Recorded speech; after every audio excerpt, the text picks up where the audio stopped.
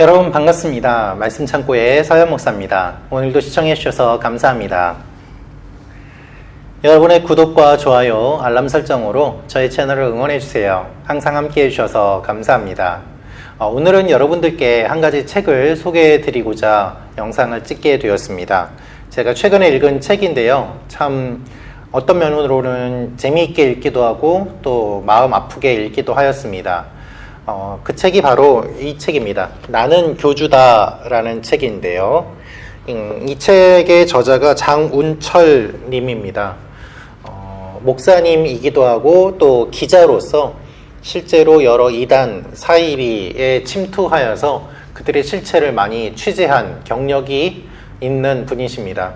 여러분 넷플릭스 시리즈 아시죠? 나는 신이다 라는 넷플릭스 시리즈가 있는데 그 시리즈를 만드는데 이분이 굉장히 많은 자료와 또 자문, 도움을 주신 것으로 알고 있습니다. 그래서 이분이 이제 기자 은퇴를 하시면서 본인이 경험했던 내용들을 기록한 책인데요.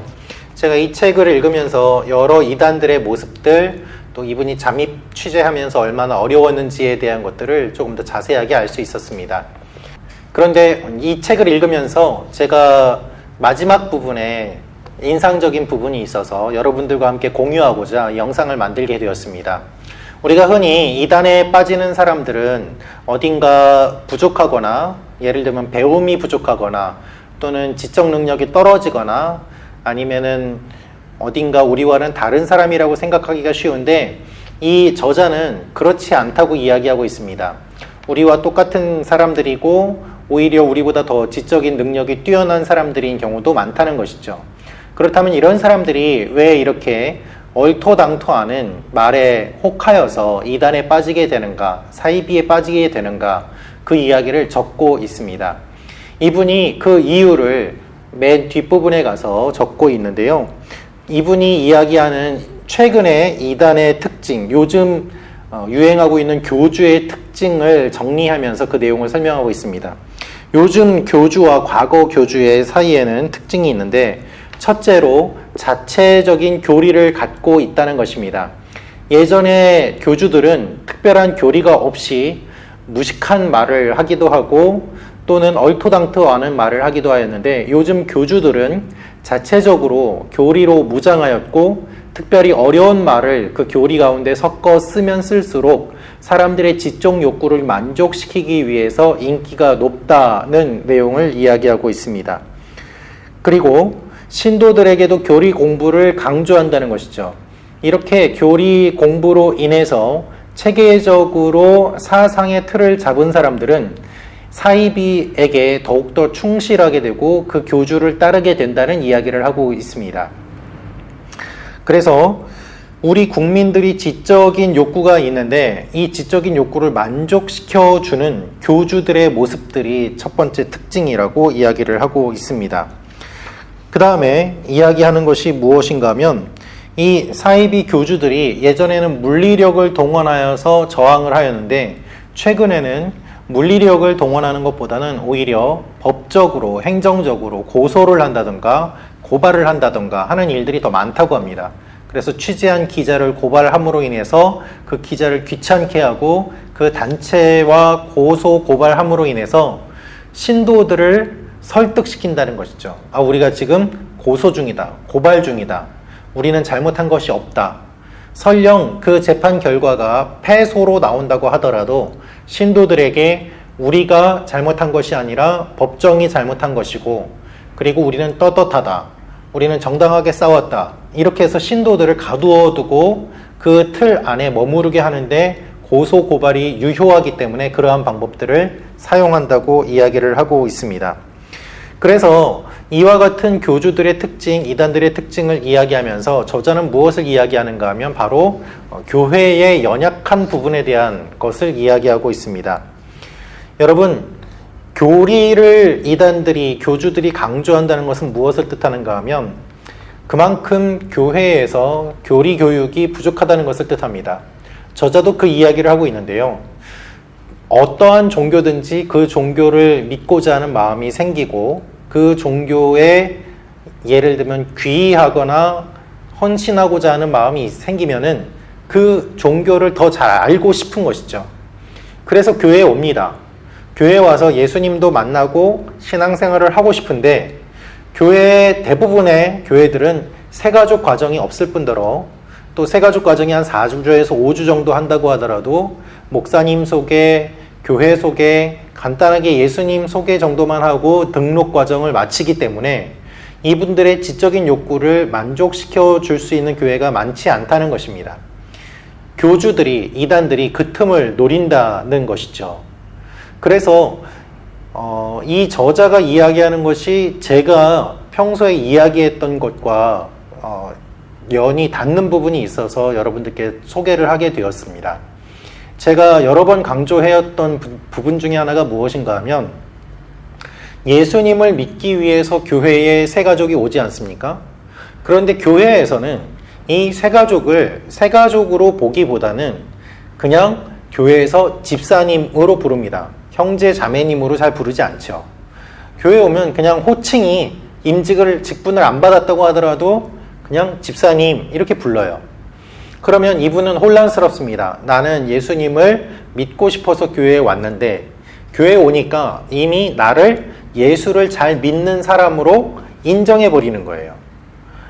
그리고 교회에서 이야기하는 것은 봉사하고 어떠한 구역에 속하게 되고 남선교회, 여전도에 활동을 하게 되고 이렇게 되면 제대로 된 가르침으로 체계화된 신앙을 갖는 것이 아니라 사람과의 관계를 맺으며 지내게 되는 친목 단체의 모습과 비슷한 형태를 갖게 됩니다.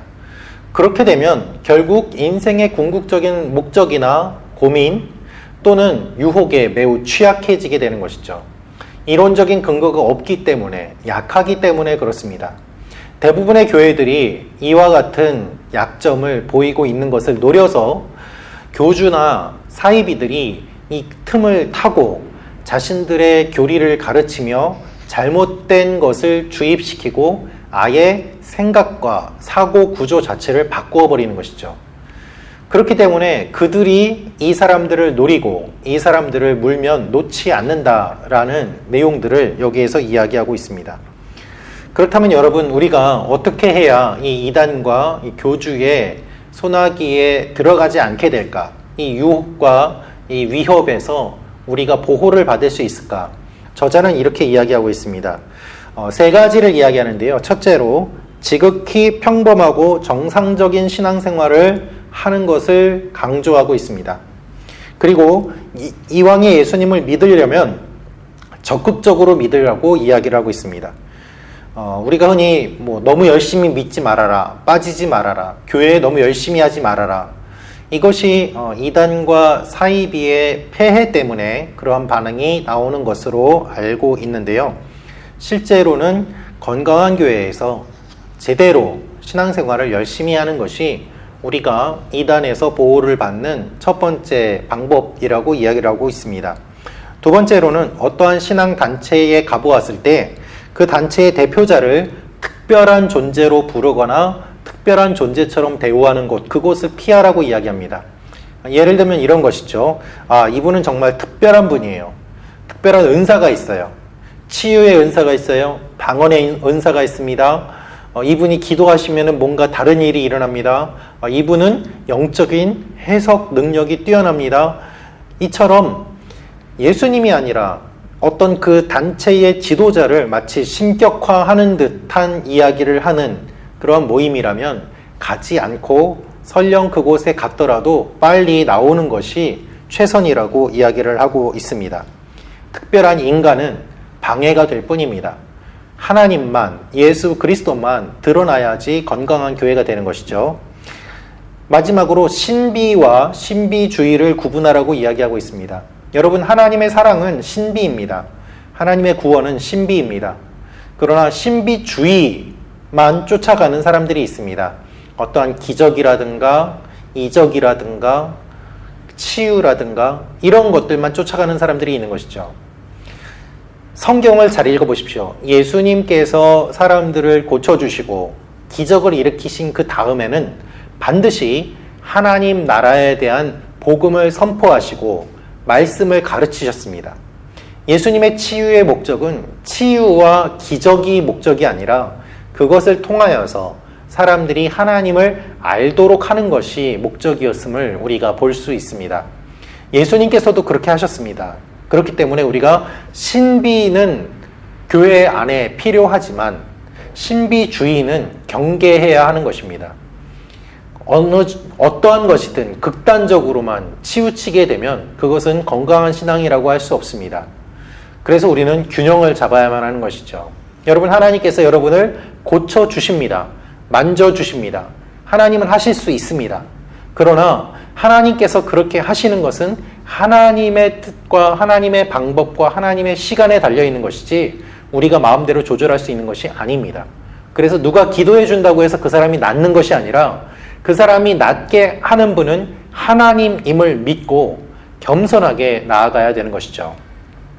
무엇보다도 그렇게 해서 치료해주고 기도해주고 기적이 일어났다고 하더라도 그 이후에 돈을 요구하거나 어떠한 성적인 것을 요구하거나 그 사람을 자신의 사람으로 만들려고 하는 일들이 일어나거나 하는 것은 다 가짜임을 여러분들 기억하시기 바랍니다.